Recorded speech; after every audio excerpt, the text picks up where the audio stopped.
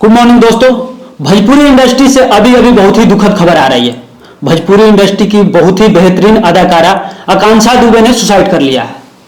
आज सुबह सुबह यह घटना देखने को मिला है। बनारस के सारनाथ होटल में उनका शव सुबह पंखे से लटका हुआ मिला है।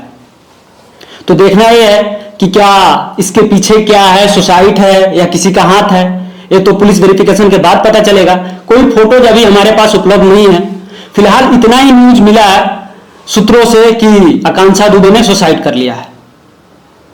वैसे उनका रिलेशन काफी टाइम पहले समर सिंह के साथ था।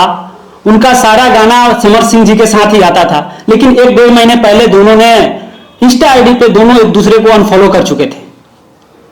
बता दे, आकांक्षा दुबे मिर्जापुर की रहने वाली है। उन्होंने ग्रेजुएशन करने के बाद भोजपुरी इंडस्ट्री में मॉडलिंग और अपने बोल्डनेस डांस से एक अलग मुकाम हासिल किया था। सैकड़ों गाने उन्होंने हिट दिए हैं। भोजपुरी के लगभग सभी स्टारों के साथ उन्होंने हिट सॉन्ग दिए हैं। कुछ महीने पहले भोजपुरी इंडस्ट्री के पावर स्टार कहे जाने वाले पवन सिंह जी के साथ उन्होंने एक बहुत ही बड़ा हिट गाना दिया था।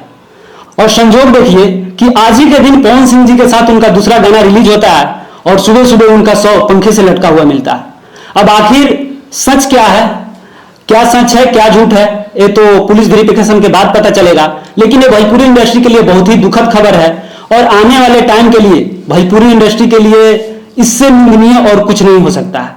बॉलीवुड में समझ में आता था, एक टाइम था कि सुशांत सिंह राजपूत ने सुसाइड किया था।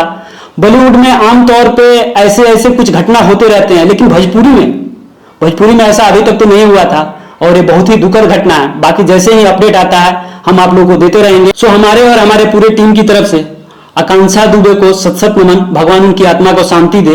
बाकी पुलिस वेरिफिकेशन के बाद जैसे जैसे अपडेट हम लोगों को मिलेगा सब आप लोग के समक्ष लाते हैं। बने रहें, जुड़े रहें, देखते रहें। धन्यवाद।